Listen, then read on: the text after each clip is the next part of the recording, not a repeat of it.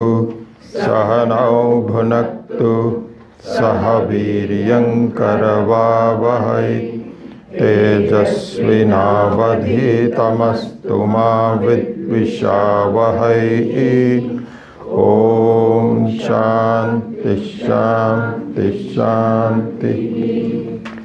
यश्छन्दसां वृषभो विश्वरूपः छन्दोभ्योऽध्यमृतात् सम्बभूव समेन्द्रो मेधया आस्पृणोतु अमृतस्य देवधारणो भूयासं शरीरं मे विचर्षणं जिह्वा मे मधुमत्तमा कर्णाभ्यां भूरिविश्रुवं ब्रह्मणः कोशोऽसि मेधया पिहितः श्रुतं मे गोपाय। ॐ शान्ति शान्ति शान्तिः।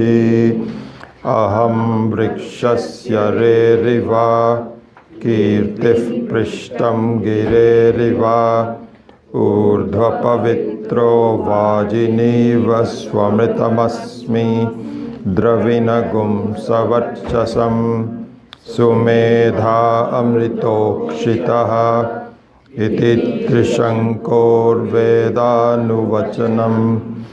ॐ शान्ति शान्ति शान्तिः। पूर्णमदः पूर्णमिदं पूर्णात् पूर्णमुदच्यते पूर्णस्य पूर्णमादाय पूर्णमेवावशिष्यते। शान्ति शान्ति शान्तिः। ॐ आप्यायन्तु मम अङ्गानि वाक्प्राणश्चक्षुः श्रोत्रमथो बलमिन्द्रियाणि च सर्वाणि सर्वं ब्रह्मोपनिषदं माहं ब्रह्म निराकरोत् मा ब्रह्म निराकरोत्। अनिराकरणमस्तु अनिराकरणं मे अस्तु। तदात्मनि निरतेय उपनिषत्सु धर्मा ते मयि सन्तु। ॐ शान्ति शान्ति शान्तिः। वाङ् मे मनसि प्रतिष्ठिता मनो मे वाचि प्रतिष्ठितम् आविराविर्व एधि वेदस्य मानीस्थः अन्तं मे मा प्रहासीः अनेनाधितेन अहोरात्रान् सन्दधामि ऋतं वदिष्यामि सत्यं वदिष्यामि तन्मामवतु तद्वक्तारमवतु अवतु माम् अवतु वक्तारमवतु वक्तारम्। ॐ शान्ति शान्ति शान्तिः। रुद्रं मो परिमातय मनः। ॐ शान्ति शान्ति शान्तिः। भद्रं कर्णेभिः शृणुयाम देवाः भद्रं पश्येम अक्षभिर्यजत्राः स्थिरैरङ्गैस्तुष्टुवागुंसस्तनूभिः व्यशेम देवहितं यदायुः। स्वस्ति न इन्द्रो वृद्धश्रवाः स्वस्ति नः पूषा विश्ववेदाः स्वस्ति नस्तार्क्ष्यो अरिष्टनेमिः स्वस्ति नो बृहस्पतिर्दधातु। ॐ शान्ति शान्ति शान्तिः। यो ब्रह्माणं विदधाति पूर्वं यो वै वेदांश्च प्रहिणोति तस्मै तगुं हि देवमात्मबुद्धिप्रकाशं Mumukshurvai sharanamaham prapadye. Om Shanti Shanti Shanti.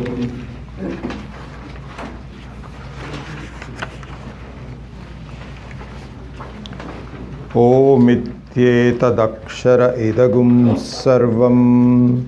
Om Ityetadakshara idagum sarvam. Tasya upavyakhyanam. Bhutam bhavat bhavishyaditi. Sarvam Omkara eva. Yacchanyattrikalatitam. Tadapi Omkara eva. Sarvagum hi etat brahma. Ayamatma brahma. Soyamatma chatushpat. Jagritasthano bahishpragnyah. Saptang ekona vimshati mukha. Sthulabhuk Vaishwanaraha Prathamapadah. Sthulabhuk Vaishwanaraha Prathamapadah. Swapnasthano Antah Pragnyah. Saptang ekona vimshati mukha. Pravivikta bhuktayajaso dvitiya padaha. Pravivikta bhuktayajaso dvitiya padaha. Yatra supto na kanchana kamam kamayate. Yatra supto na kanchana kamam kamayate. Na kanchana swapnam pashyati tat sushuptam. Pashyati tat sushuptam. Sushuptasthana eki bhutaha. Pragyana ghanaha eva anandamayaha. Hyananda bhuk cheto mukhah pragyah tritiya padaha. Hyananda bhuk cheto mukhah pragyah tritiya padaha. Esha sarveshwaraha. Esha sarvagyaha. Esha antaryamihi. Sorry. Esho antaryami. Esho antaryami. Esha yonihi. Sarvasya prabhavapyayau hi bhutanam.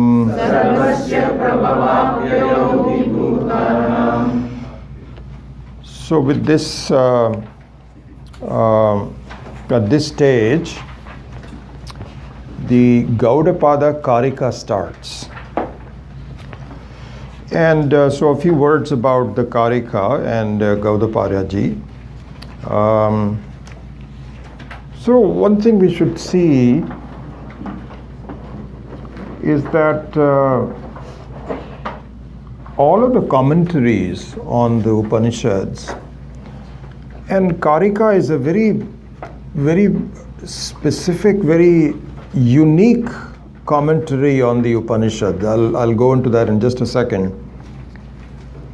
Is intended to do the following. This should be very clear in our mind. And I think that the analogy I would like to use is to look at something very subtle. In looking at something subtle, and especially with the help of instruments, because eyes are an instrument, are capable of looking at some things. And if you're not able to, look at it very well, then there's a couple of things. You may have a cataract, or if you don't have a cataract, your eyes are okay. You may need to go a little closer to look at the thing. all of those kinds of things. But if we augment it with instrumentation, because the eyes are capable, Ishvara has made our eyes to look at some things up to a certain point. Because we cannot see microbes, and we cannot see particles. And so in order for us to see microbes and particles and so on and so forth, and even the enormous Vichitra stars and so on and so forth, we need instruments. So the analogy that we should think about when we think about karika, this is what I wanted to point out, is the following. Whenever you need to look at something very subtle with the help of sophisticated instruments, you need tuning up. You need tuning up. And so you need to fine-tune it. So there is a gross tuning, and then there is a fine-tuning. And the fine-tuning is provided by the commentaries. This is exactly what we should be very clear about. It's a very funny situation. You know, one can say that yes, you're looking at, you're describing a phenomena when you're looking at something away from you, like microbes and so on and so forth. You are just looking at them as something as a separate. So there I can understand where the need for a sophisticated instrument is necessary and the need for tuning is necessary. There I can understand. But I don't understand how this applies to me. Because, you know, what do you mean by fine-tuning about myself? How is that possible? So there we should really understand this very clearly before we even embark on the karika, is that we are making a huge mistake about ourselves. And the mistake we are making is that our view of ourselves is very gross. Very gross. It is like, you know, looking at something, like for example, you know, you're looking at microbes. And so supposing you have, you know, a dish with some microbes. You're looking at it, but you don't see the microbes. All you see is some kind of a blob there, you know, or something. So very similar to that is a situation that we look upon ourselves as a blob. It's a very gross representation of who we are. I feel I have a body. I'm moving my hands, and I'm talking, and I'm listening. This is who I am. So Vedanta says, wait. Not true. Not true. And so we will examine this in this new class that we are starting. But anyway, this is the same thing. So the basic thing we have to do, and we'll talk about that in the Gita class also. So really speaking, there is a big difference between myself as a sakshi and myself as a appliance. So it's like myself as an electricity and myself as an appliance that reflects the electricity. So one is Chaitana and the other one is Jada. One is consciousness, which is self-sufficient, it has no difference, there's no dependency on time or anything. It is birthless, deathless. And the other one is just a reflection which comes and goes. It is Jada. It has no life of its own. So therefore what happens is that we are not examining ourselves with a fine tuning. This is exactly what his situation is. We look at it just in a very gross way. And the grossness of my representation extends even to, finally, this is the thing, is that I am a karta, I am a bhokta. So the mental states also are nothing but very gross. You feel I am responsible for my life. And I'm having a lot of problems, my health problems. What can I do? There's nothing else I can do. I am the bhokta. So this representation of myself, not only the physical body, but also the subtle aspects of the physiology of the body, the health, and so on and so forth, is just nothing but a very gross representation of myself. It all has to do with the fact that I'm looking at myself as an appliance. In fact, what I need to do is to look upon myself as the electricity, something which is totally different. For that reason, I need some fine tuning. I need some fine tuning. And what the Karika does, as all the other commentaries also do, is to provide the fine tuning. So fine tuning means the self actually is very subtle. It's subtle in the sense that it is so obvious that it is not obvious. This is how subtle it is. I should know who I am, but I don't. And so the way to know something that I should be obvious to me is to slowly bring my mind, because really the jiva is nothing but, jiva means the representation of Ishvara in the form of a human being. Any being, human being, is the jiva, pranadharane. So the pranadharani jiva, you and I as a personality, is really all dependent on your conclusion. Who are you? And at this point, as I mentioned, the conclusion is based on gross representation.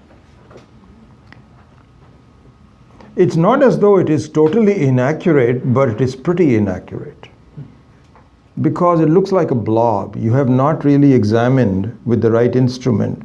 If you do, you find all these things crawling around and so on. In the 15th chapter, he says, Krishna says, apohanancha. So it is a very important thing that really what you don't know allows you to continue. For by that I mean, that's what triggered my thought. If you were to look at your own skin with a very subtle microscope, it'll be just so devastating to you. There are things crawling in there. They are strange things. You cannot believe. They're all fighting. And I'm not even talking about the positive and the negative problems in your own, whenever you get whenever you have fever, for example. It is really a war going on between the good microbes and the bad microbes. And whenever you have, so another thing, for example, is very interesting. All of us have cancer cells inside the body. Do you believe that? We all have, it's not just people that have a severe cancer. All of us have it. But they're being kept because of health and nutrition and so on. And for some reason that balance is lost, then they attack the whole body. So there is a lot of stuff going on inside my body that the Krishna says that I keep you away from it. You don't even, because you won't be able to function. You won't be able to function. At this point, we wash our hands and we feel, I'm okay, I'm clean. Oh my goodness, if you look at all the things that are going. Anyway, so fine-tuning is very important. And so the self is so subtle that I only take a gross view of it if I don't know how to fine-tune. So now, it's all short introduction to Karika. So what the Karika does, why this is such an important thing, by the way, in the entire realm of Vedanta, there's only one Karika. There's a Sankhya Karika, which is completely different. We don't, they are all screwed up. They don't understand. That's not part of the Sampradaya. But in the Sampradaya Jnanam, Karika is unique because there's only one Karika. And the reason it is unique is because it is written by Gaudapada, who actually gives us the connection from the very beginning, and the expression of the explanation of Vedanta. We have not found anything earlier than this. Gaudapada is the first one which has been well documented, and from there the parampara starts. This actually, from now on, we don't have any explanation of the Karika itself, so we will just go with this book itself that I think all of you have, hopefully. And so in this book, if you look at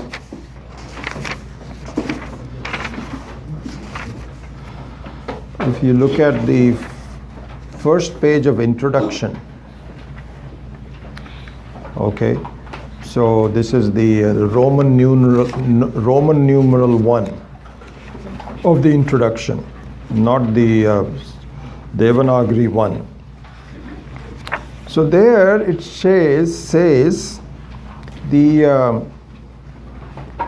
how the parampara of this Vidya came. So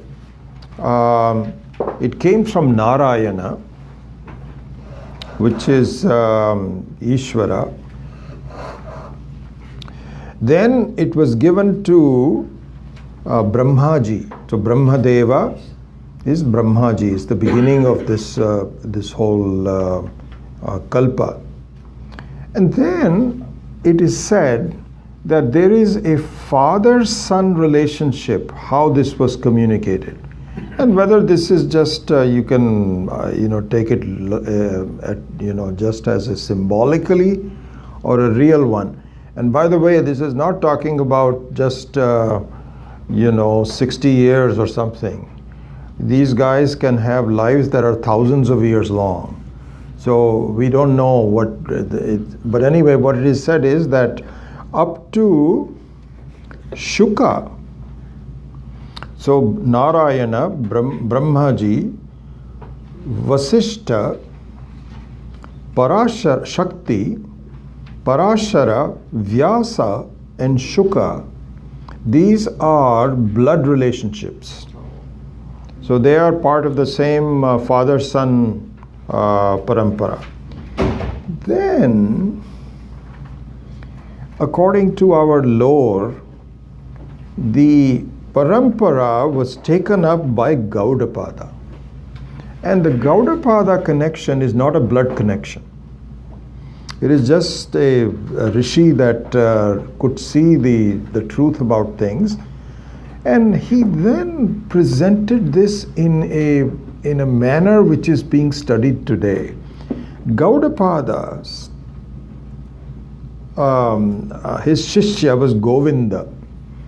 And Govinda's shishya was Adi Shankara.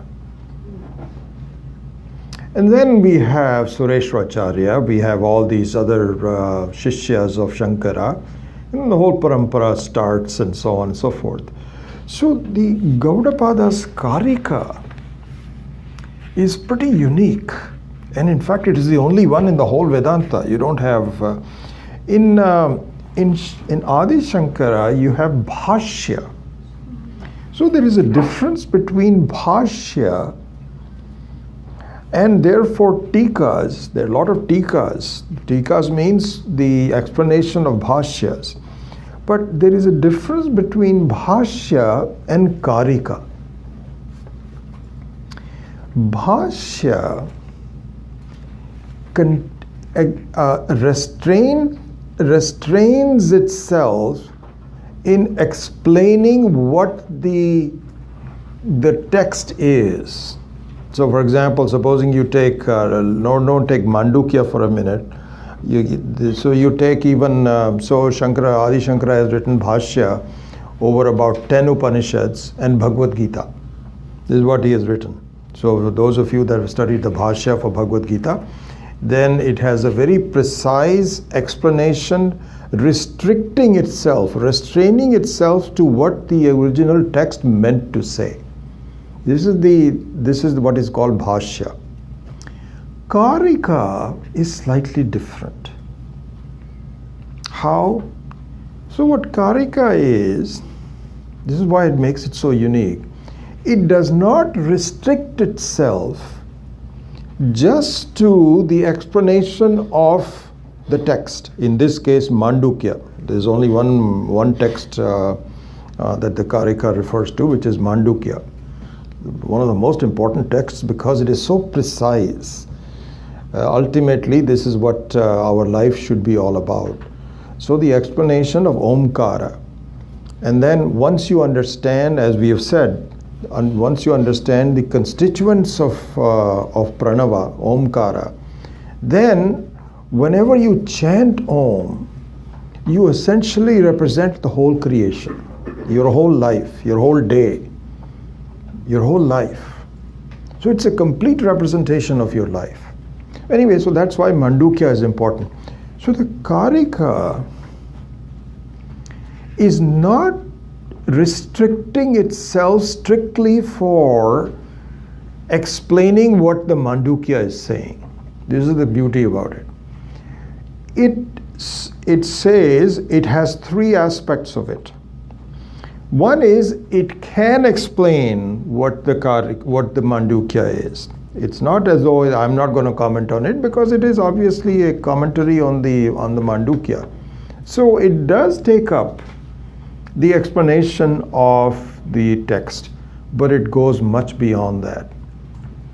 It also tells some subtle aspects that were not stated that did not get stated in the very short, concise Mandukya Upanishad.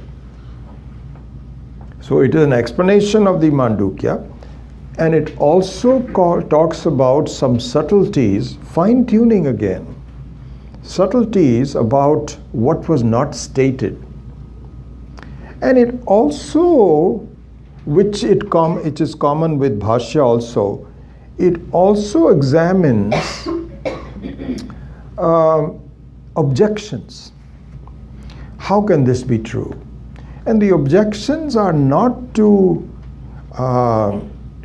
attack anyone else, and this is what the acharyas have always said, that please, your attitude should not be to criticize Islam or Christianity or Buddhism or anything. That should not be, because it's useless. You should not spend your time fighting. But the criticism of the alternative ways of looking at it should be to purify your own thinking. You should see why a person is saying that this is the way it should be. Buddhism is, of course, this is what is called Prathama Nyaya.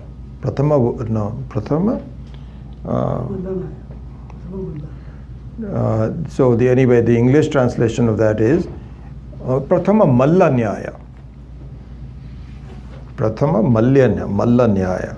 So Malla Nyaya means that you take the best amongst what people are saying and you fight only with that one person. So this is what happens in the heavyweight championship. In the heavyweight championship, unlike Wimbledon, in Wimbledon you have 128 people, then you have 64, then there's 32, finally you have semifinals, then you have the final. In heavyweight championship that doesn't happen, because you don't have, if you fight 128 people, you'll be dead. So you can't survive. So you challenge. Somebody says, okay, this is what happened to Muhammad Ali, because he was so good and so on and so forth. He challenged, and he won. He won. He became the new champion.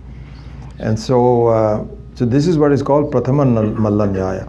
So the Vedanta in our handling the objections says, okay, it doesn't talk much about, and by the way, Christianity and Islam, etc., were not there, but it doesn't mean that those thinking was not represented by earlier other religious thoughts in India, and they were there, all of them. So we have a huge whole set of religious thoughts, but out of them, Buddhism represented something that was subtle and wrong, totally wrong. And so the objections taken up to refute Buddhism is not to criticize Buddhism, but to understand where they went wrong and why you should. This is part of the subtlety of the fine-tuning. So another aspect of Karika, to summarize, is does not restrict itself only for explaining the Mandukya. It does that. It also fills in the gaps, and along with the Bhashya, it takes up alternative views and points out where those are short, are falling short of it. So this is a much broader, it's an independent work actually. And so it has a much broader set of specifications that none of the other classical ways of commentaries have. That's why it's so highly regarded. So we now begin the study of Karika. And certainly we still have a few major verses still to be done, and those will be taken up as time goes on. But now we depart from the first 5 or 6 verses of the Mandukya and launch into Sri Gaudapada's thinking about your fine-tuning about yourself. Because again, to summarize, what happens are the issues in our life which really create our problems, huge problems in the facts of birth and death and all the sukha dukkha and so on, is that you don't know how to look at yourself as the unaffected Atma. You don't appreciate it. I saw this someplace. I'm studying a book called Sukha Bodha. At night time before I go to bed, I read that. So beautiful things from there. I'll explain that sometime. And it says, in fact, if I can digress for a second. So this book was talking about how the samadhi, see, this is a big discussion. So the yogis say that reading a book, etc., is not, why are we doing this? What you should be doing is meditating. So this vipassana, Buddhistic vipassana, is so popular. And so there you should just learn how to meditate. And learning to meditate means to really reduce your thoughts. And there is a methodology. You reduce your thoughts, and then stay within yourself. And you feel very good about it, and you have a wonderful samadhi. And that's what you need to do. And you need to do it again and again. You get into the habit of it. And so the Vedantin says no. this is not going to be the freedom that you seek. Why not? Because how long are you going to meditate? You'll have to come out of the meditation. And when you come out of the meditation, the world stays as it is. And there is, so now you have a problem. Because now you want to go back into meditation. You don't want to face with all the problems of your life and so on and so forth. How long are you going to do this? And so this author that I was reading, he says, it is something like not something like, let me restate it.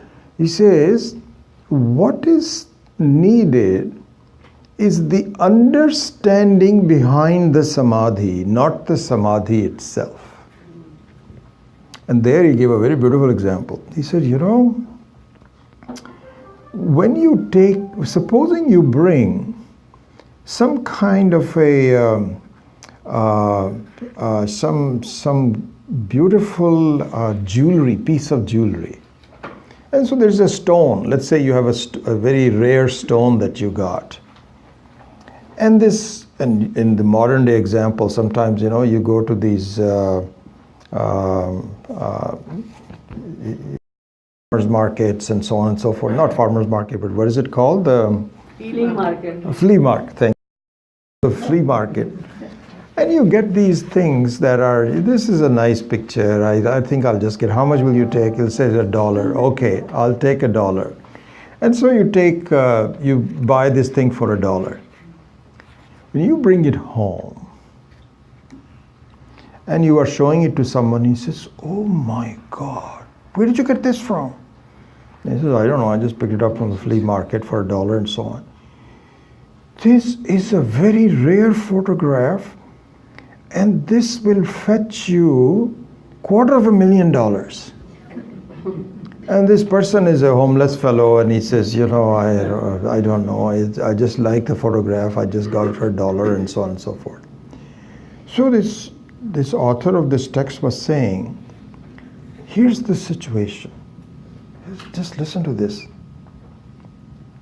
My understanding of my consciousness and who I am is something where I say this is no big deal. What's the big thing? Everybody is conscious, you're conscious, I'm conscious. Why are we talking about consciousness that much?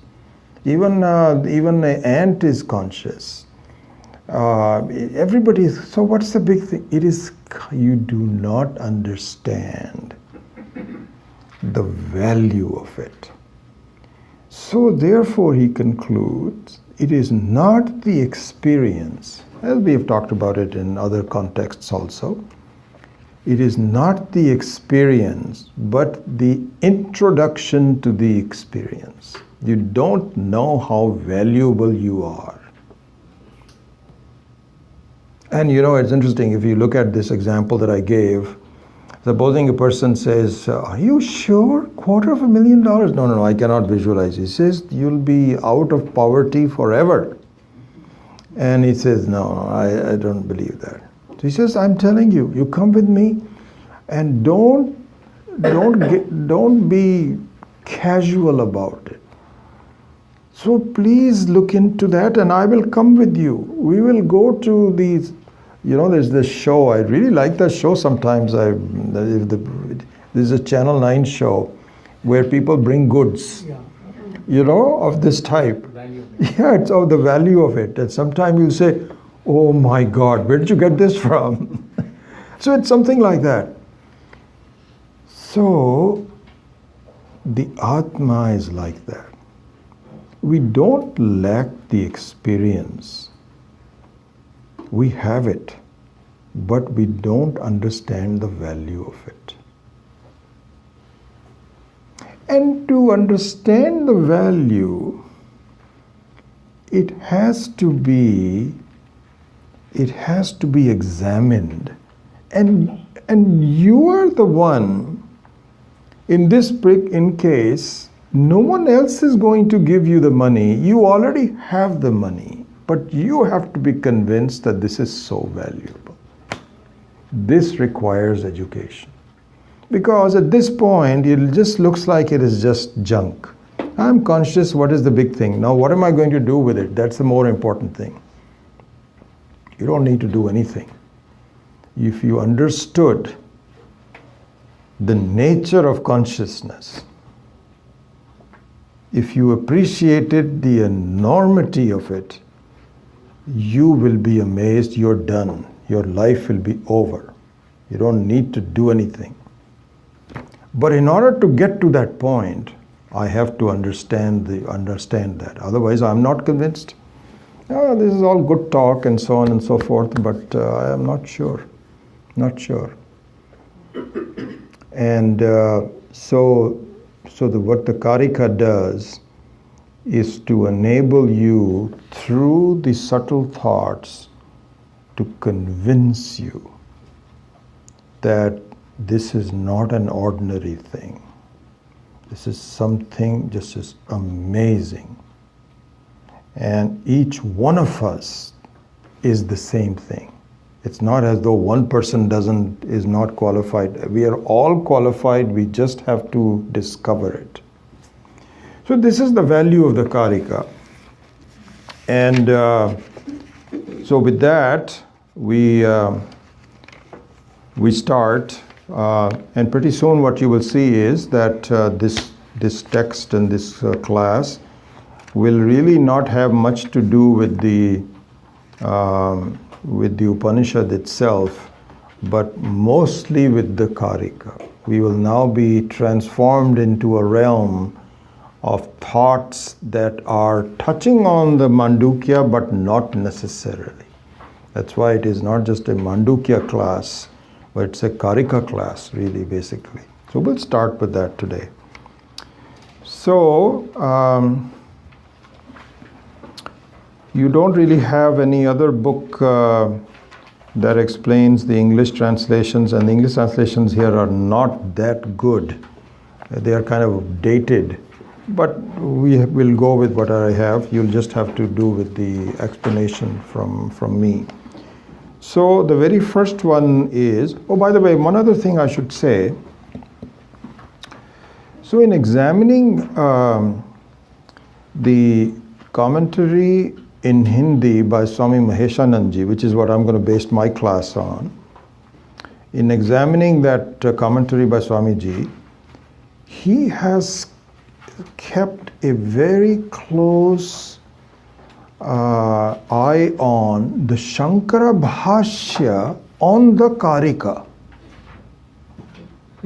Okay, so remember this. Remember we saw Gaudapada, then Govinda, and Adi Shankara. That's the lineage. So Adi Shankara is the Shishya's Shishya of Gaudapada. But he also wrote a Bhashya on the Karika. And so that is all given in, that's very, available all over. I have a book in Sanskritam with the Hindi translation from Gita Press in Gorakhpur. And there are a lot of, easily available. And for those of you that know some Sanskrit, I would urge you to follow the Bhashya of Adi Shankara. And Swami Maheshanandji follows the Bhashya of Adi Shankara very closely. So the teaching is really based on the Bhashya on the Karika. So I just wanted to let you know that. In fact, today itself, we will start, you will see how that will be. I won't really go through the full Bhashya, but here and there I will take up the Sanskritam for it and explain it. So let's just look at the first verse of the Karika that starts. So it is given in page number 1 of this book, this one here, Gaudapada Karika. And I think maybe what we should do is just, we won't verbalize it every time, but I think it'll be good to just do it once so that you are at least you're filled with it. So please follow after me. Prathamam prakaranam बहिष्प्रज्ञो बहिष्प्रज्ञो विभुर्विश्वः बहिष्प्रज्ञो विभुर्विश्वः हि अन्तः प्रज्ञस्तु तैजसः घनः प्रज्ञस्तथा प्राज्ञः घनः प्रज्ञस्तथा एकः एव त्रिधा स्मृतः एकः एव त्रिधा स्मृतः. So he says that ekah evah tridha smritah, remaining as one, it is defined or it is known as in three ways. Ekah eva tridha smritah. So smritah here means not remembered. Smriti normally means remembered, but here means it is mentioned. I think that's a good word. It is mentioned in three different contexts. Three different contexts. And what are those contexts? Bahish pragyaha, vibhu vishwaha, antah pragyastu taijasaha, ghanav pragyas tatha pragyaha, ekah eva tridha smritaha. So, we've already seen this, so that you have, so it has to be appreciated that I am known in three ways. I express myself, people can recognize me, I am mentioned, my expressions are in three ways.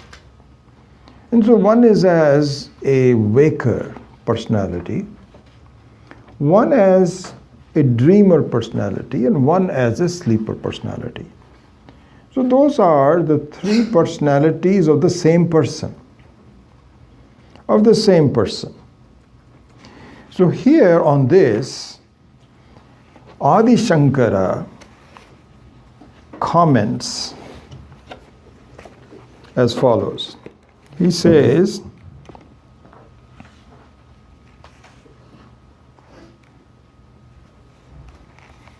this is a bit too long, but I'll just say it anyway. Paryanena Tristhanatvat saha ahamiti smritya pratisandhanat cha sthanatraya vyatirekatvam ekatvam shuddhatvam asangatvam cha siddhamiti abhiprayah. Now what would we get out of this? This again requires a lot of explanation, so let's finish the explanation today. We'll do that. So he says that these three personalities are sequentially taken up. You're not all three personalities at the same time. They are sequentially taken up, and also because they are sequentially taken up, please see that you are none of them. Why? Because you are the only one that is doing all three of them. This is what is explained. So here Swami Maheswaranji gave a beautiful example. He said, supposing there is a new president, Rashtrapati. It's called Rashtrapati. Rashtrapati means the president of the country.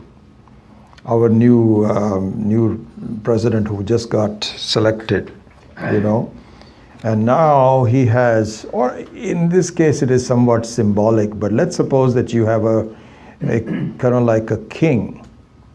That's a good way to do that. Supposing it was a king who can do anything. The whole country belongs to that person, and he lives in this house. And he lives in this house. There is a person who sweeps is like a house cleaner. There's a house cleaner. So this Rashtrapati is on the cell phone. Let's say king is on the cell phone. And he's talking very importantly, about all these important things and what should we do and this, that, or the other. And this guy is running the vacuum cleaner. Okay? I'm changing he has a different explanation, but I'm just modernizing it. He was saying in Hindi, jhadu deta hai. Means that he's sweeping with the dust and so on and so forth. But I just changed it to a vacuum cleaner. And so the king, while he's listening, he says, shut that thing off. I cannot listen to this and all that. You know what this guy who is supposed to clean the house will say? Sir, you please go to a different room. Okay? Because I've got to do this. I can't be able to finish it. You just got a cell phone. Why don't you just go to a different room? And you know what the Rashtrapati, the king, will say? You're right. That's a better thing to do. He won't hang him for saying, you disrespected me. You did not respect me. On the other hand, if somebody outside comes in, they have to do namaskara to him, bow, and so on and so forth. But this cleaner has a job to do, and he can put him. So here's the situation. Look at this. The Rashtrapati has two personalities. And they are not two different people. It's the same person with two personalities. One is he's the president, the king of the whole nation. The other one is that he is desirous of running the household properly, and he observes the laws of the household. Because he knows that I did a wrong thing, that I told him to, how long, because I have to go on the cell phone for like half hour. Is he going to just sit there and just twiddle his thumb? He's got a job to do. And if he has a wife, that he will always say, you please go there. Don't bother him. So here's the situation. The Atma, you and I, is sarva vyapakaha. Really, if you understand this, it is an independent entity which is not under the control of anything. Like electricity is not under the control of the appliance. It's an independent entity. But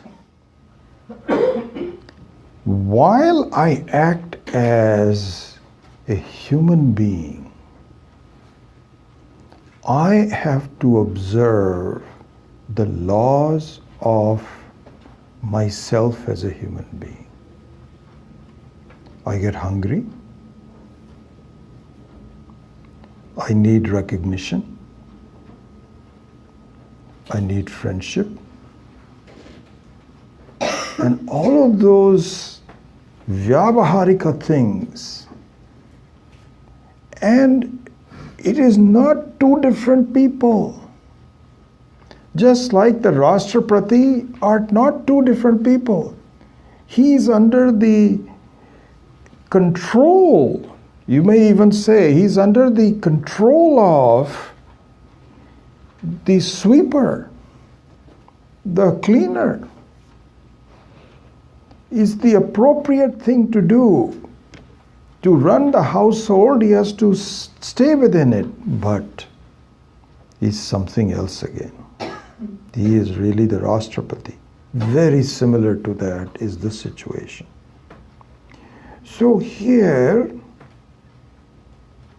the Bhashya points out that really speaking, if you think about it, if you examine it in a very subtle manner, the fact that you have three different personalities that you act as shows clearly that you are none of them. So here in the case of Rashtrapati, as I was saying, this beautiful example by Swami Maheshananji.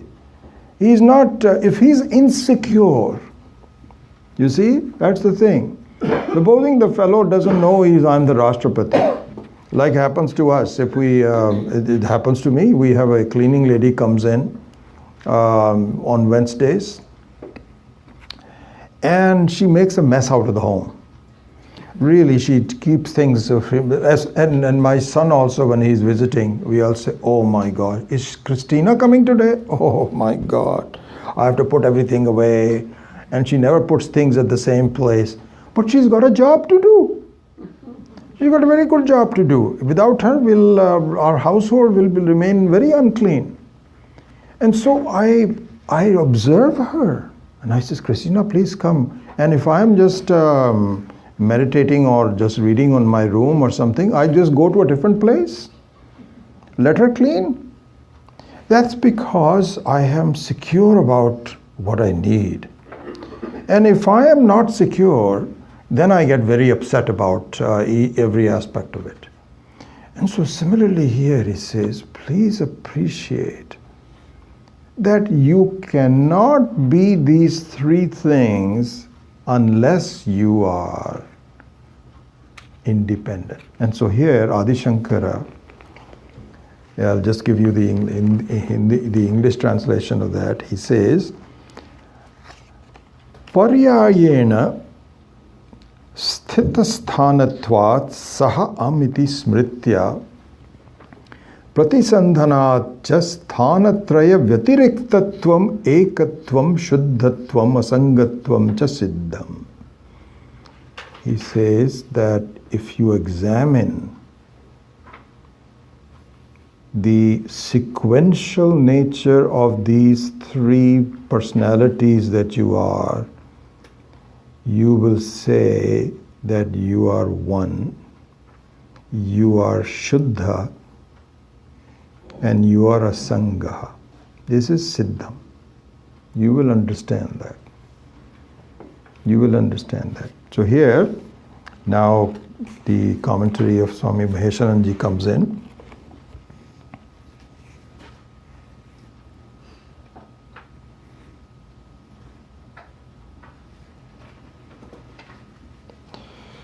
So a couple of points that he makes, beautiful points. So the situation he brings in here with the argument he brings in, which is very prevalent in the whole teaching.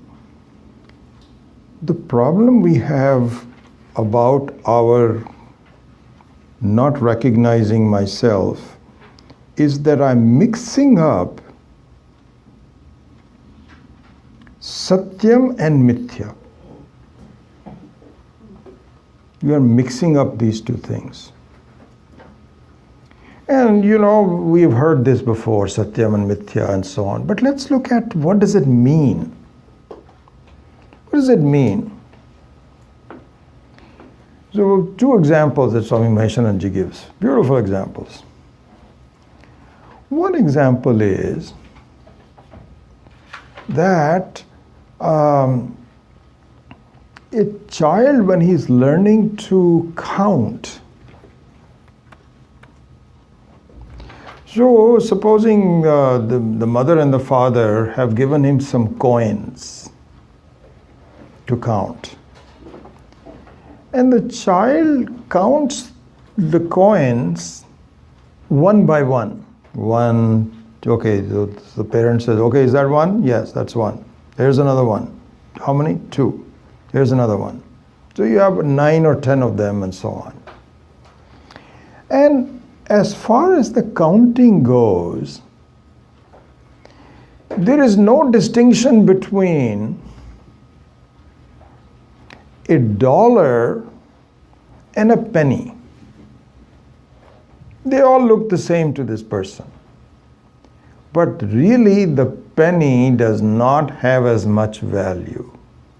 The mother and father can say, how many did you give me? He says, I give you 9.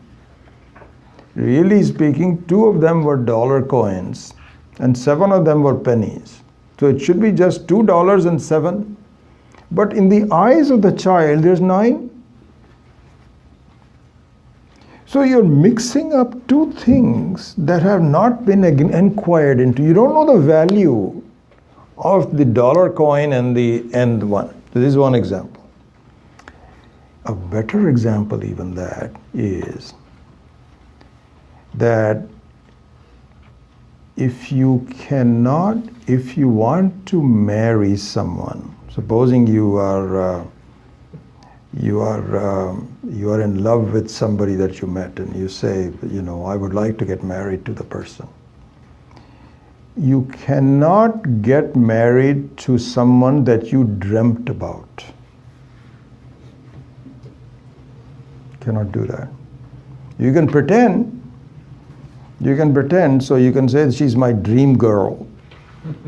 She's my dream girl. Fine, you can dream, you can do anything, but try asking for your hand.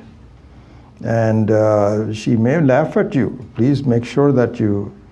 So you can only have connection between two things of the same reality.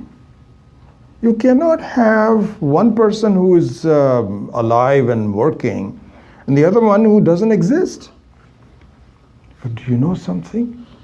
This is exactly what our situation is. This is exactly what our situation is, that really the Atma is real. The Anatma is a dream. And we are mixing them together. Swami Chinmayananda used to say that. He says, this whole Jagat is the result of an unholy alliance between Purusha and Prakriti. They should not be married together, but they got married and problems occurred as a result of that. And this is a marriage in our own mind. And I can't distinguish them. I cannot distinguish it. They look the same to me. It's like you're imagining that I got married to that girl and now then we'll have children, we'll have a nice house and so on and so forth. You can do that if you want to, but there's no reality to it. So therefore, the subtlety of understanding the sequential nature of these three personalities in the day is that it allows you to understand three things about yourself, as Adi Shankara has pointed out. Ekatvam.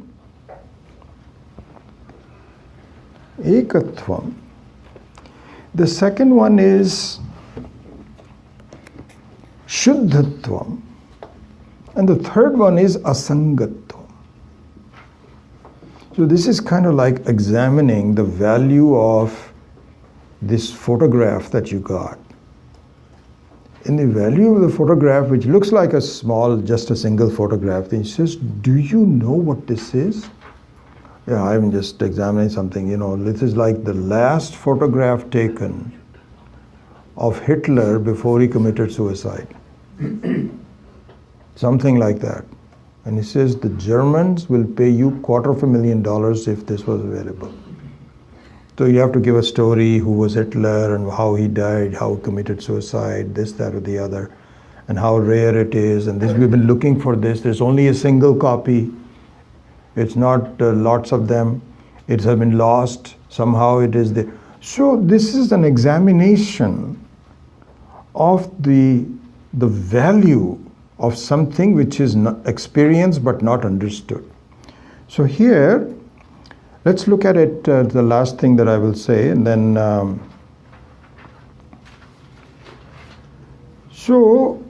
ekatvam. So ekatvam means, please see, examine this, think about it, dwell on this, that you cannot have the experiences that you do, all three experiences in a 24-hour period, and repeatedly until you are the same person. You cannot be a different person, that the dreamer is a different person, and etc., etc. You cannot do that. It doesn't make sense. It's just that I'm only looking at my personal experiences, but not looking at the singularity of who I am. This is how you shift your attention from anatma to atma. And in shifting this attention from anatma to atma, Adi Shankara gives three different arguments. One is ekatva. You are the same person. Now then you can say that how is it that I am the same person and I exhibit these three things? So there a lot of things have to be looked into. Just like, for example, the example of the Rashtrapati. That just because you're the Rashtrapati doesn't mean that you can lord over the home. Because there the cleaning lady comes in and you have to just observe the laws of that. But doesn't change your value, who you are. Ekatvam. This is one. Another one is Shuddhatvam. Shuddhatvam. Shuddhatvam means the purity. And Shuddhatvam and the last one, Asangatvam, means you are not really attached to it. Are slightly different, but they are also related. So let's just look at Shuddhatvam. Shuddhatvam here means that the dharma and adharma, the what is to be done, what is not to be done, what is the right thing to do, what is not the right thing to be done, are different in the three experiences. Completely different in the three experiences. So, for example, your dharma and adharma in the Jagrata Avastha has to do with vyavahara, with your transactions. And you are observing the laws of it. You cannot get angry at someone without a reaction. This is the dharma adharma. That's the law. This is beautiful, lovely law of Ishvara. A common dharma. You cannot say, in this country, if I get mad at someone, he gives me a lot of pleasure. This is a common dharma of Jagrata Avastha everywhere. But this dharma doesn't apply in the Swapna Avastha. There you can do anything you want to. You can create your own thing that I'm getting mad at the other person and he is saying, okay, that's good. I'm very happy you're getting angry at me. I deserve it. That's wonderful. And not in Jagrata Avastha. So the Shuddhatva means you are not really under the spell. The spell of the dharma and adharma have nothing to do with you, it is to do with the state you are in. This is all part of my thinking. I have to be clear about it. And if I make your mind thinking subtle enough, then that is what the fine-tuning is all about. This is one. Then Asangatvam. Sangatvam means you have no connection, no real connection. Here Swami Maheswaranji gives a beautiful example. He says, you know what? During the Jagrata Avastha, you're very careful that no bugs bite you. If something lands on you, he says, hey, get away from here. And you're just so on and so forth. He says, if you go to India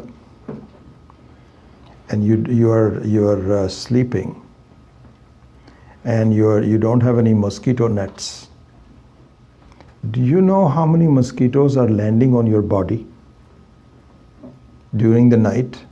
You only discover it when you get up the next morning. And he says, my God, I've got all these and then of course you have malaria, most probably. Asangatva means you have no connection with the body. No connection with the body. And no connection with, another thing is, no connection with things that belong to you. Like for example, during the day, when you are awake, you lock your house and make sure that no one can come in. And if someone comes in while you are in a dream state, you're dreaming and so on, and he takes away your wallet and your cell phone, whatever is valuable to you, you have no idea.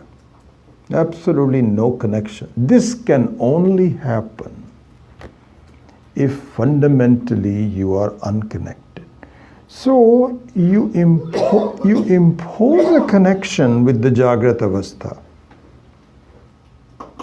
You impose it. It's not natural to you. The natural thing is, which is given in a very good manner in the deep sleep. In deep sleep, your ekatvam, your shuddhatvam, and your asangatvam is manifested very clearly. Very clearly. So this is the Karika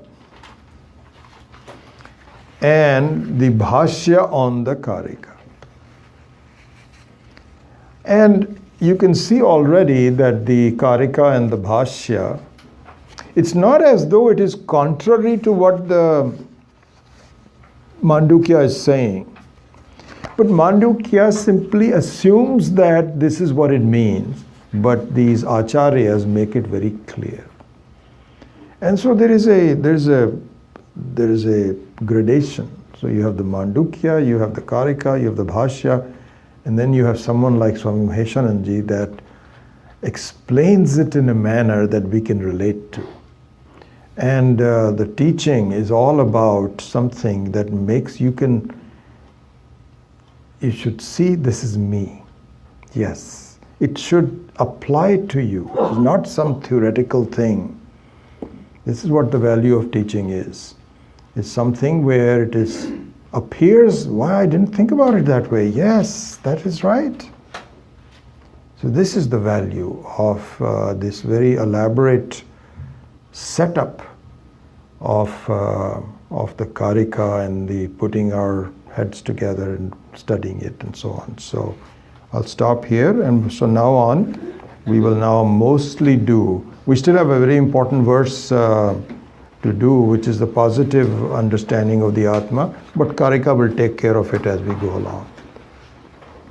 Om Swasti Prajabhyah Paripalayantam Nyayena Margena Mahim Mahishaha Go Brahmanebhya Sutvastu Nityam Loka Samastha Sukhino Bhavantu Kale Varshatu Parjanyaha Prithvi Sasya Shalini Desho Yam Shobharahitaha Brahmana Santu Nirbhayaha Sarve Bhavantu Sukhinaha Sarve Santu Niramayaha Sarve Bhadrani Pashyantu Ma Kaschid Dukkha Bhag Bhavet Satkamaya Tamaso Ma Jyotirgamaya Mrityorma Amritam Gamaya Om Purnamadav Purnamidam Purnat Purnamudachyate Purnasya Purnamadaya Purnamevavashishyate Om Shanti Shanti Shanti Hari Om Shri Gurubhyo Namaha Hari Om.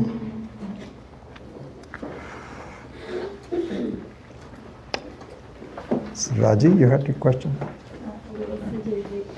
So we talk about the different states and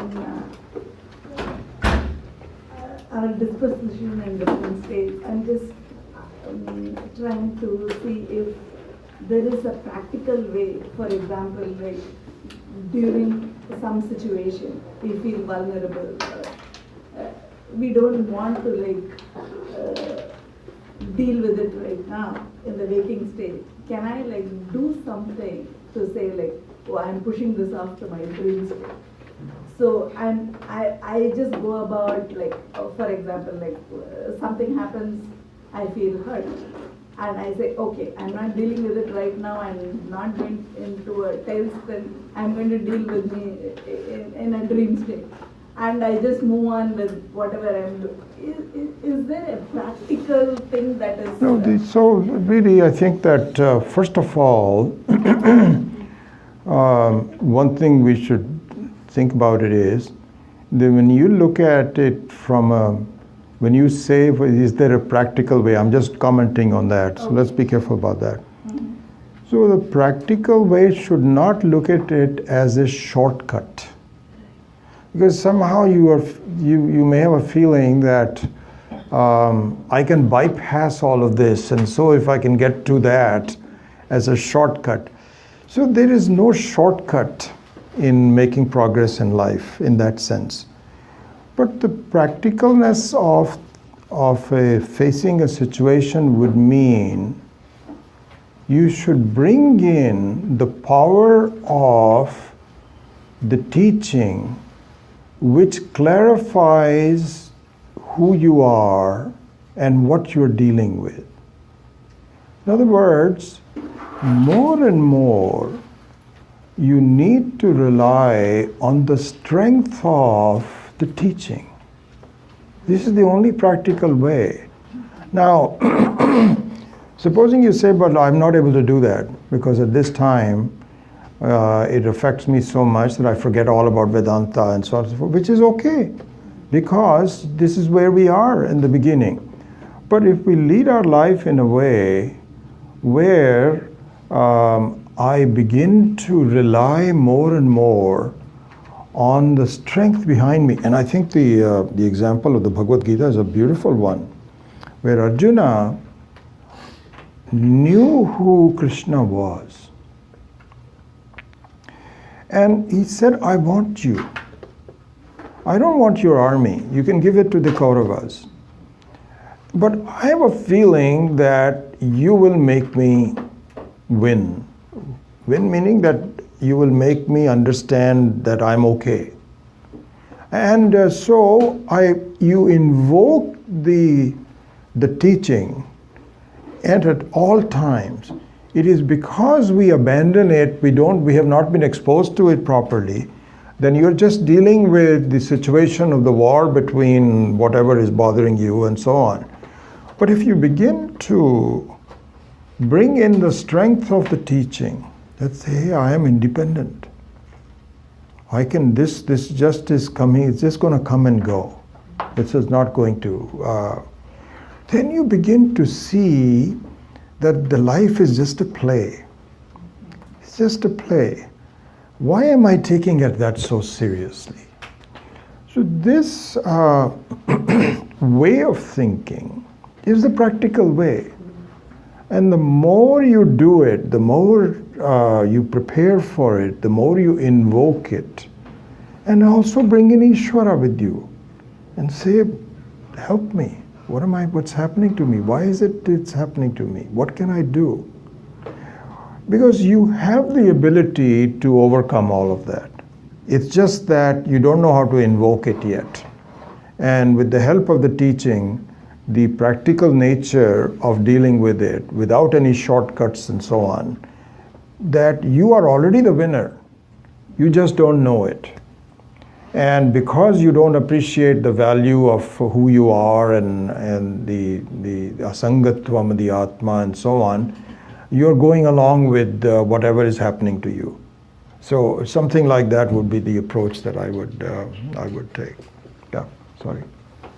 So we saw the lineage from Narayana to Shankaracharya. Yeah. So do we have similar lineage from Shankaracharya to Dayananda Saraswati? So yeah, those the connection between Shankaracharya and so on, there's just lots of them. It's just so there it would just mean their sampradaya comes in very importantly. So sampradaya means that you may not have a blood connection, you may not even have a direct, because for example there is Saraswatis, there is Giri, so there are various, but I think the main thing is that the way to approach the issue, the problems and so on and so forth is consistent with what Shankara is saying. That's why Adi Shankara is so important. And so that means the Tatparya of the Vedas, Tatparya Nishchaya. So for example, there's Karmakandis who say that this is not right. You cannot be a Jivan Mukta. You have to go to Brahmaloka to do that. So our Sampradaya says wrong. No, this is already a done deal, and you have. So that connection between Shankara and Swami Dayananji and so on and so forth is done through Sampradaya, which is a connection to the basic thinking, rather than through any specific blood connection per se. Yeah. When you're talking about Trivya, we talked about Vishwa, Tejas and Pragya. So Pragya is consciousness, so how is it different than the Sat that I am?